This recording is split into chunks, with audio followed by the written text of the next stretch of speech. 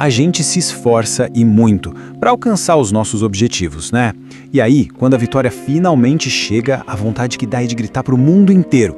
Mas e se a jogada mais esperta depois de uma grande conquista fosse fazer exatamente o contrário? E se o maior poder estivesse, na verdade, no silêncio? Hoje, a gente vai mergulhar nesse paradoxo e entender por que a modéstia pode ser uma verdadeira superpotência. Pois é, parece uma ideia que vai contra tudo que a gente pensa, não é verdade? Depois de tanto trabalho, por que alguém esconderia a comemoração? A pergunta central que a gente vai explorar é exatamente essa. Como algo tão bom, tão positivo quanto uma vitória, pode de repente se transformar num perigo de verdade?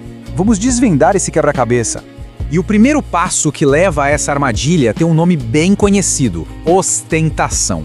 E olha, não se trata apenas de postar uma foto de um carro novo ou de um relógio caro. Não, a coisa é muito mais sutil. É sobre como a gente fala sobre o nosso sucesso. É aí que uma celebração que era para ser inocente vira uma vulnerabilidade. Então, vamos definir melhor essa tal de ostentação. Não é sobre o que se tem, mas sobre o que se fala. É aquele ato de falar sem parar sobre si, de ficar chamando a atenção o tempo todo para os próprios feitos. Sabe, existe uma diferença enorme entre dividir uma alegria e simplesmente ficar se gabando dela. E o alerta da nossa fonte de hoje é bem direto ao ponto. Tenha cuidado, muito cuidado, ao trombetear suas próprias conquistas. Essa palavra, trombetear, é perfeita, não acha?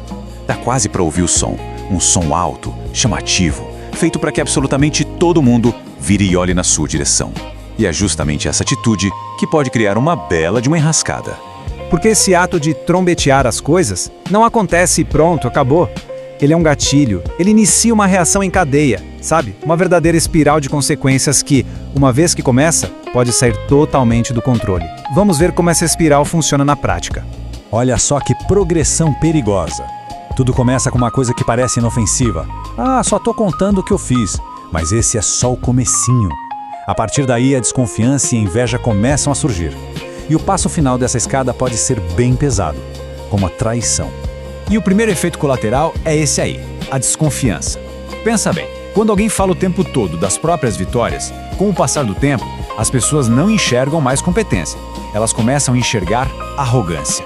E aí, claro, vem a dúvida: quais são as verdadeiras intenções por trás de tanta autopromoção?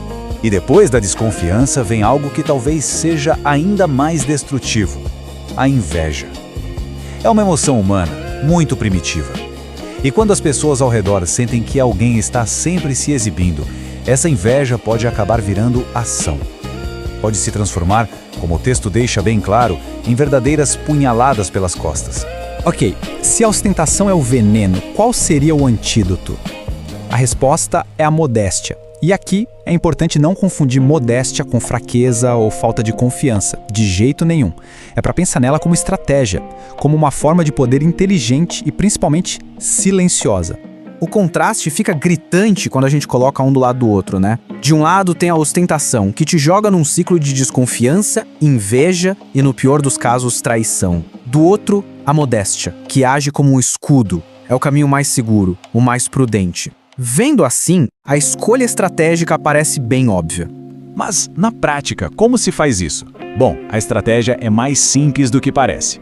Primeiro, vire o holofote. Em vez de falar de si, fale do trabalho dos outros, reconheça a equipe. Segundo, é uma escolha consciente.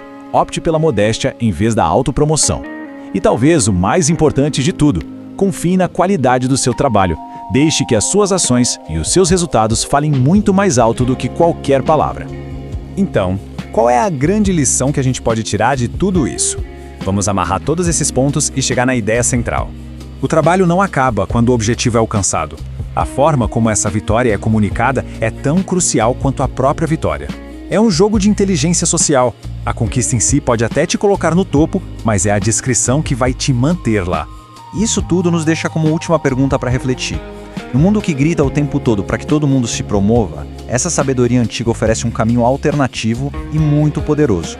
Então, diante da sua próxima conquista, qual vai ser a estratégia? O barulho ou o silêncio?